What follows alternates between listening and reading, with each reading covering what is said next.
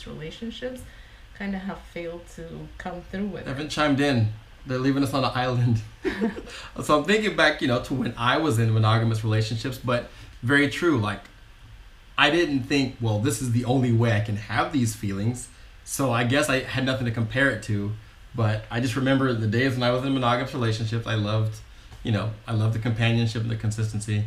Honestly, I will tell you, well, my opinion, again, there are other opinions, I'm highly opinionated, is that the main benefit of monogamy to most people is that secure, that feeling of being secure, the feeling of security and not having to think or wonder if their partner is out there doing God knows what with somebody else. Right. And that goes into, let's get into this part. What are some of the myths of monogamy? Like, security is definitely one, which, doesn't necessarily negate anything. I mean, someone can be in a monogamous relationship and tell you one thing and do something else. Well, I mean, the fact that 50% of all marriages fail means that most of the time they will fail because someone decided that they either are over their partner cheating on them, or they don't want to cheat and they want out, or something along those lines. And it's 50%. Right, it's a lot. It's a lot. So the shot is, equal on both sides. Right. And another myth is that the love is more real, it's more divine, it's the right way. It's so deep, and it's something you can't share with more than one person. The devotion that it takes to really get to that level of love could only be mastered in a monogamous relationship. That's another myth. And what are some other myths? If you're not monogamous, you're not serious. You don't really take this seriously. You're not committed. You don't value this love. You don't value this relationship. You're just afraid. You're afraid to really step up to the plate. Like, that's kind of one of the things. Like, if you're really about it, put a ring on it. Like, it's it's just some form of, like, the highest form of commitment. But that doesn't really speak to. I have a ring. Yeah, you do have a ring. I bought it myself. Yeah, true. I have a ring too, but it's not that kind of ring. It's on the other finger. But yeah, it's like this, if you're really, really about it, step up to the plate and be a man or commit, be a woman, commit to this. And it doesn't, no one ever goes past, like, if you're going to be in a monogamous relationship, you got to do a lot of work. You're responsible for a majority of this person's nutrients, because you're basically not allowing that person to think, not to think, because maybe it's mutual, but you are stepping up to the plate to say, baby, you don't need no other man or no other woman, because I'm going to take care of all that. All you'd ever need, I got you right here. Can I defend monogamous relationships? Please, defend monogamous relationships. I don't think you can say that just because a relationship is monogamous, people cannot have input from other people outside of the marriage. I think that's a stretch, or I think it's a myth. Too big. It's a myth. That's why I was saying we're talking about it in myths. No, but I think that a lot, like there's definitely normal monogamous marriages where you're allowed to have very close friends, and you're allowed to go do things on your own, and you're allowed to receive nutrients from other people, places, and things. Right. It's just there's one line that you cannot cross. Right. And so that's a good form of monogamous right. See, there you go. You finally came up with something good. You thought you didn't have nothing in you. Because I had to defend it against you. There, right. The good came out of just defending against my myth that I pulled out of my, head based upon some of the things that we've talked about with just different people over the years. Like, there's those type of myths. What's some other myths? There's, it's just you're not supposed to be with more than one person. You're not supposed to. Or you're not even supposed to be attracted to anyone. There's a myth that when you're with one person, that's all you need. Nothing else matters. Like even talking about being attracted to other people can make people feel really uncomfortable. Which is. There's an even crazier myth. There's a crazier myth. I was going to say myth. Myth. You can say myth. That when you're having sex, you only have to think about being with that person. Yes. That one's insane. Right. And that was, one of a good friend of ours who was married in a monogamous relationship for how long?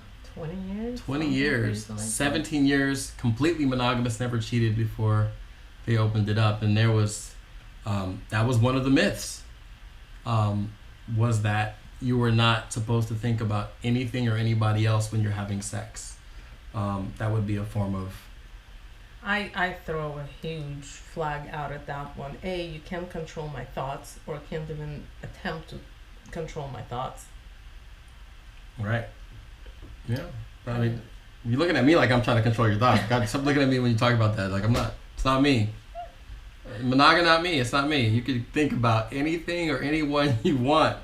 As long as it's helping you do what you need to be doing in your goddess manner, I'm good. We digress. Anything short of yelling out Mandingo while we're going, I'm like, who? I'm gonna have to meet Mandingo. Yeah, or Jonas, if you like Jonas's, or Trevor. Mandingo. You like Clarence, or how about oh God, what's a really good name I know you'd like? Harrison. Anyways, we're just playing around, but yeah, so. There's a lot of myths about monogamy. One of the other myths which you talk about is that it's easier. It's easier to be in a monogamous relationship than being in an alternative or non-monogamous relationship. I think the myth is the other way around. I think that the myth is that it's easier to be in a non-monogamous relationship because you just then pick and choose, right? Who you want to be with, where to spend time. I mean, that's the myth on the other side more so than... Yeah, I don't ever hear anybody talking about that, because usually a lot of us choose the path of least resistance. No, I mean, even from the input that we got for this episode, right? Right. There's at least one person who can't wait to get out of a monogamous relationship. He just doesn't know how to, but he apparently thinks that it's going to be easier for him. Right. Well, we know, it's not, but I think a lot of people by default just think it's easier and less crazy if they just have one person they're with. Less worrying, less crazy, and just like that. I mean, that's why one of the reasons why more people are probably choosing monogamy, even though they're not consciously choosing monogamy. A lot of times we choose monogamy, like you're saying, out of security, and it ends up being out of fear sometimes. Fear, security, yes. You have a fear, you seek security. Right. Fearing that, if you don't contractually lock it down in a monogamous way, one of the two partners will be led astray, maybe wander off, maybe find somebody cooler or stronger. I'm not sure what that fear is. I mean, there's several different fears that go into it, but I don't know if they're really thought through, because we already know that, hey, if somebody is not happy at home or they want more, either two things are going to happen. They're going to either not do anything and resent the situation for it, and it might dim their light, which may dim their self-esteem, which may dim the quality of sex they have, quality of lovemaking, quality of presence in time with family and self.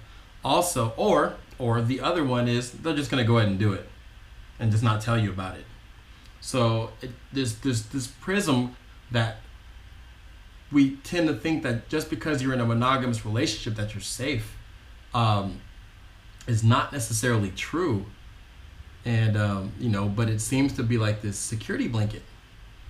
And so, that's a myth right there too, is that, once you're in, you're good. And, one of our good friends who's in this super long relationship that then changed it after 17 years, she was saying, probably the biggest negative impact that monogamy had on their sex life was that it was so secure. the work had gone into establishing the relationship, but dwindled once we knew we weren't going anywhere. And that's one of the we're blending from like good bad myths. We're just kind of flowing with it. I guess it's kind of hard to just keep them in, categories without just running out of shit to talk about. But it's better to just flow with it. But that was that's another big thing. There's a lot of things that we do in courtship that once we get something locked down, we just naturally have a tendency to be like, all right, got that. Mm-hmm. And then we shift our focus to what other accolades we're trying to accomplish, whether it's career-based or family-based or whatever. And that can then create a stale feeling in a relationship. And then, what happens when things get stagnant, things get stale, what can happen? I got nothing to add there. I'll be the most boring person on this podcast. Yeah, so what? Unless you antagonize me. Well, I will antagonize you. So while we're going into this stuff, a lot of you guys are learning a lot about us, but you're probably learning a lot more about Yula because she's like the unseen hand and she's been around not talking that much. But in this situation, I was the one that was monogamous most of my life growing up. And this one over here was never able to keep a monogamous relationship. Was just never monogamous. So why don't you, share with us why? Like how, like... I don't know. It was just, I think, natural for me to not consider that if I like someone and they like me, then that's it. It just, somebody else would come along and, hey, I like them too, and I can do both. And that was it. Whatever it's in, I don't know, kindergarten or 6th grade or beyond. I mean, that's just how it is. Right. That's just how it has been. I can't explain to you why, but that's just how it is, which tells me that it's not natural, at least for me, to be monogamous. Right. She's a G, just so you guys know. Like, she doesn't feel any of that stuff that most of us felt about once we started thinking or dare to think outside of monogamy. She doesn't feel any shame. There's no societal... She doesn't feel any societal shame or any of that guilt that is imposed on, what if we don't do this? Because the majority of our friends and family are on the monogamous side, and anything varying from that there's shame upon it. It's frowned upon. No, I think that my issues were more between you and I than between me and the society. Yeah, but in other words, she doesn't have any of that societal shame. No, I don't. This would be a good... Thus, I'm married to you. Right. Okay. Touche. And it's a good time right now to bring up that this episode is co-sponsored by PAX Vape Pens. And someone over to the left of me took a very, very mild hit. And now she's, I guess what you'd call rabbit stoned. And so, if she kind of gets things confused or starts arguing with me when I'm agreeing with her, then you'll totally understand why it's happening. So we might be rewriting this episode or re-recording this episode. Episode 2.2 coming up. Another trap with monogamy is you can feel locked down.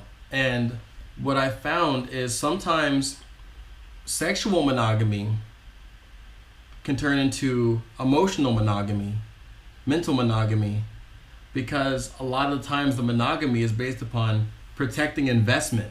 It's about enabling fear to exist. Like, I get jealous when you go out and do things. So what's going to happen now is if you go out with another guy, I'm going to feel weird about it. And so if you tell me, hey, I met this guy named Chris or Bobby or Harrison or whatever, and we're just going to go out, a lot of times in a monogamous relationship, the person's going to be like, well, who's he?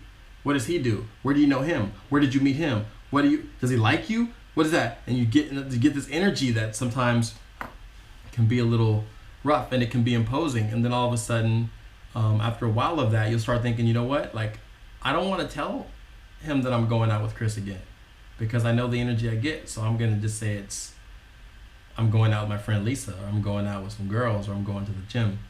And that's where the deception starts to happen. And so, that's not really too good of a thing. So, we got to be very careful like we said, in monogamy or non-monogamy or anything, it's about hopefully leaning forward and being brave and being honest about things and not being enabling fear to exist, like actually making decisions to define your relationship based upon the truth, based upon what's real, not based upon control, not based upon human possession, just based upon, the love that's gonna open up you guys, grow, flourish, and empower each other to grow. So let's talk about possession, because a lot of times, like I was driving down to LA today, which is pretty amazing, and I get this phone call, and I answer the phone, and it's like, "Hi, I'm we'll say Becky for now, just to protect the innocent. Hi, I'm Becky's husband. I went through her phone and see that you guys have been talking. Are you guys seeing each other? What's going on?" And I was just like, what? Like, I was so thrown back. I'd never been in that situation before. I was like, I don't know why you're talking to me, but I am friends with Becky and we're cool, but I don't understand why you're calling me. And he was like, well, she's my wife, and I don't think you guys should be talking anymore. And so I had to kind of check myself for a second, like, whoa, and then say, excuse me, like, do you own this person? And he was quickly like, no, but, and I was like, well, if you don't own this person, there's no way you can tell me that I shouldn't be friends with her. That's her. If she feels that our friendship is detrimental to your guys' relationship, then she should tell me that. And this assumption of, possession, like she's my girl, I can do that, does not fly in the name of genuine love. But if you listen to a lot of the love songs that we hear, it's a lot about I'm yours and you're mine. And it's sweet and romantic at times, but if we're not careful, those words, we say them enough, they become reality, and we feel that we have ownership, which means we can micromanage and start dictating who the husband or wife goes out with. And sometimes we may not just flat out say you cannot go, but we'll use guilt and we'll use other things to impose on them. And it's not working out too well. So is that part of the reasons why you were not monogamous? Is you have a pretty adverse energy towards possession and stuff? Yeah, I will never tolerate anyone going to my phone. What do you mean you looked at my phone?